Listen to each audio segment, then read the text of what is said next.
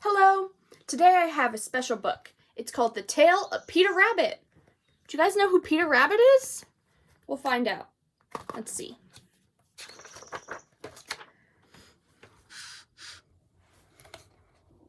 Once upon a time, there were 4 little rabbits, and their names were Flopsy, Mopsy, Cottontail, and Peter. They lived with their mother in a sandbank underneath the root of a very big fir tree. "Now, my dear," said old Miss Rabbit one morning, "you may go to the fields or down the lane, but don't go into Mr. McGregor's garden. Your father had an incident there. He was put in a pipe by Miss McGregor. Now run along and don't get into mischief. I am going out."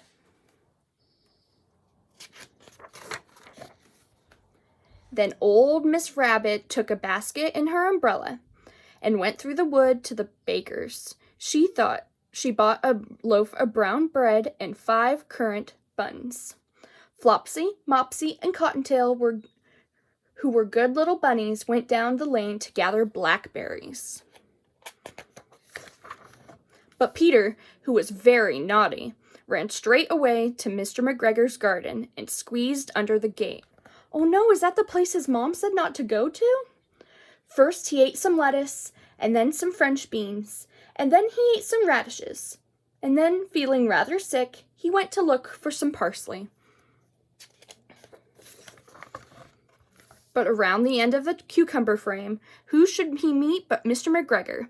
Mr. McGregor was on his hands and knees planting out young cabbages. But he jumped up and ran after Peter, waving a rake and calling out, "Stop, thief!"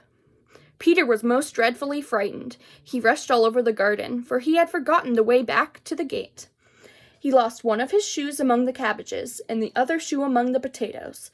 After losing them, he ran on 4 legs and went faster, so that I think he might have gotten away altogether if it had not unfortunately ran into a gooseberry net and got caught by the large buttons on his jacket. It was a blue jacket with brass buttons, quite new. Peter gave himself up for lost and shed big tears, but his sobs were overheard by some friendly sparrows who flew to him in great excitement and implored him to exert himself. They were trying to help him get out.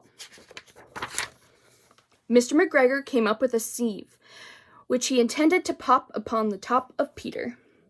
But Peter wriggled out just in time, leaving his jacket behind him, and rushed into the tool shed and jumped into a can. It would have been a beautiful thing to hide in if he had not had so much water in it. Peter sat down to rest. He was out of breath and trembling with fright. He had not the least idea which way to go. Also, he was very damp from sitting in that watering can. After a time, he began to wander about, going lippity-lippity, not very fast, and looking all around. Is he going to find his way home? He found a door in a wall, but it was locked, and there was no room for a fat little rabbit to squeeze underneath. An old mouse was running in and out over the stone doorstep, carrying peas and beans to her family in the wood. Peter asked her the way to the gate, but she had such large pea in her mouth that she could not answer. She only shook her head and looked at him. Peter began to cry. Then he tried to find his way straight across the garden, but became more and more puzzled. Presently he came to a pond where Mr. McGregor filled his watering cans. A white cat was staring at some goldfish. She sat very, very still, but now and then the tip of her tail twitched as if it were alive. Peter thought it was best to go away without speaking to her. He had heard about cats from his cousin, little Benjamin Bunny.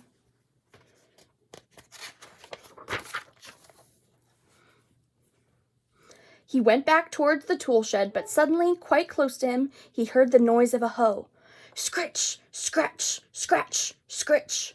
Peter scuttered underneath the bushes, but presently, as nothing happened, he came out and climbed upon a wheelbarrow and peeped over.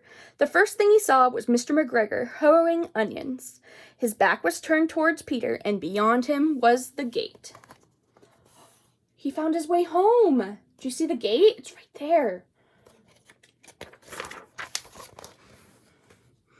Peter got down very quietly off the wheelbarrow and started running as fast as he could along a straight walk behind some black currant bushes. Mr. McGregor caught sight of him at the corner, but Peter did not care. He slipped underneath the gate and was safe at last in the wood outside the garden. Mr. McGregor hung up the little jacket and shoes for a scarecrow to frighten the blackbirds. It's Peter's jacket and his shoes. Peter never stopped running or looked behind him till he got home to the big fir tree.